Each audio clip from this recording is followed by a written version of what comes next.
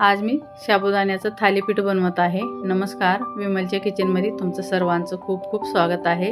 शेंगदाणे भाजून थंड करून घेतलेत आणि पिसून घेतलेत। हे साबुदाणा एक पाण्याने धुवून घेतले आणि 4 तासासाठी भिजायला ठेवले होते।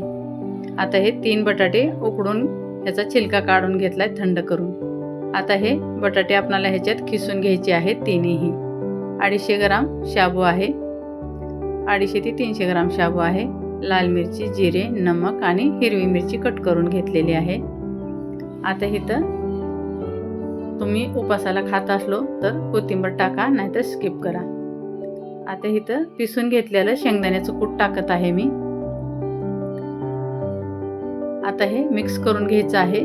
आपण तव्यावर भाजणार आहोत म्हणून इथं थोडंसं तूप टाकत आहे मी चम्मचभर, त्याच्यामुळे सॉफ्ट होते आणि व्यवस्थित आपल्याला हे मिक्स करून घ्यायचं आहे। आणि जसं आपण पीठ तिमून ठेवतो तसंच ह्याचा गोळा बनवायचा आहे। आता हे कपड्याला मी स्वच्छ धुवून घेतले आणि या कपड्यावर आपल्याला पाणी टाकायचं आहे थोडंसं, 1-2 चम्मच एवढं, आणि थालीपीठ बनवून घ्यायचं आहे।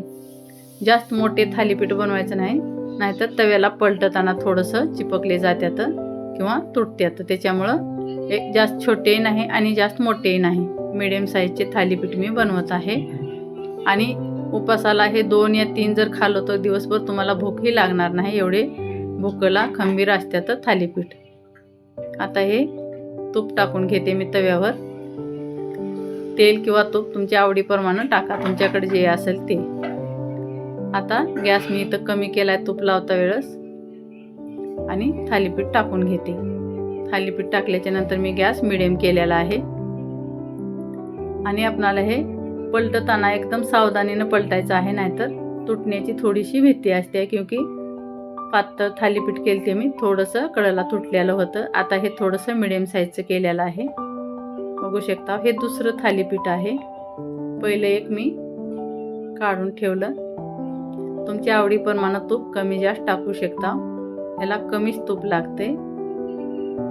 आता हे काढून घेऊया। चांगलं खालून वरून तुम्हाला कडक पाहिजे असलं तर कडक शेका, नाहीतर नरम सॉफ्टच काढायला पाहिजे। हे बघू शकता, हे थोडं मोठं बनलंय, एक छोटं बनवले होते मी। आणि हे तिसरं थालीपीठ बनवत आहे मी। हे बघू शकता तुम्ही, खूप छान थालीपीठ बनलं होतं आणि स्वादिष्टही खूप छान बनतंय। तुम्ही कधीही बनवून, उपासालाच काय कधीही बनवून खाऊ शकता। व्हिडिओ पसंत आला तर लाईक, शेअर आणि सबस्क्राईब जरूर करा। कमेंटमध्ये नक्की सांगा कसं वाटलं थालीपीठ। साबुदाण्याचं थालीपीठ बनवून तयार आहे।